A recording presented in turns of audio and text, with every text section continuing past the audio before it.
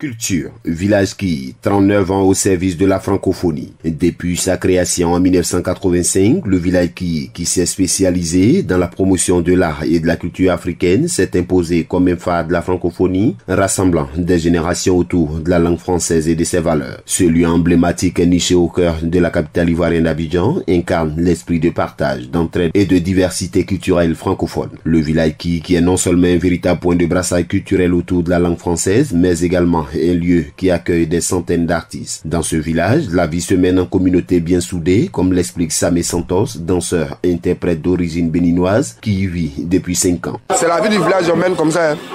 Voilà, puis au village, le père, la mère, les enfants s'assoient ensemble pour manger. Donc ça renforce encore les liens, quoi. Voilà, ça c'est le partage, c'est l'Afrique, quoi. Les initiatives de la fondatrice du dit village Wareware Likine, surnommée par la communauté du village la Reine-Mère, ont permis de mettre en lumière la richesse des cultures francophones et de favoriser des échanges entre les différentes communautés au fil des années. Ce temple culturel des temps modernes a fait découvrir et émerger de nombreux artistes ouest-africains, dont Boumou Mamadou, Kandé Kanté, Boni Niaouré, La Troupe, Lego de Koteba, Abou Bassa, Didibé, Tamsi, Yelim et bien d'autres. L'histoire d'un village symbole d'union et de creuset culturel francophone qui est désormais perçu fièrement comme une valeur en Afrique francophone. La fondatrice Wareware Likine en parle. Droit au congé de maternité comme toutes les femmes des autres métiers qui travaillent et qui peuvent faire leurs enfants. Il n'y a pas de raison que les artistes soient privés de ce droit.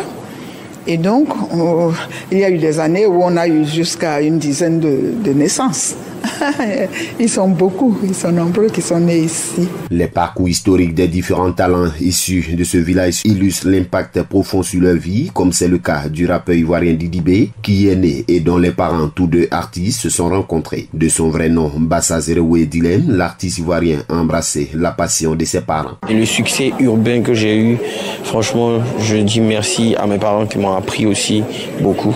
Et beaucoup de souvenirs, il y en a plein, j'en ai plein. Il n'y a que les gros spectacles, les artistes, les grands artistes qui viennent de là-bas, la Reine-Mère. Franchement, que de beaux souvenirs de là-bas. Ces récits émouvants mettent en lumière la capacité de la langue à rapprocher les individus et à construire des ponts entre les cultures. L'éducation au cœur de l'engagement du village qui, grâce à des programmes d'apprentissage culturel, il a contribué à l'alphabétisation de nombreux adultes et enfants. Des encadreurs passionnés y partagent le savoir, transmettant non seulement la valeur culturelle des peuples entre les communautés, mais aussi les valeurs de la solidarité et de respect mutuel. Le village qui nous rappelle l'importance de la langue comme vecteur de culture, de dialogue et d'identité. À travers ces initiatives, il continue de bâtir un avenir où la francophonie s'épanouit, unissant des voix venues de tous les horizons. APRA, Agence Presse, Radio et Audio.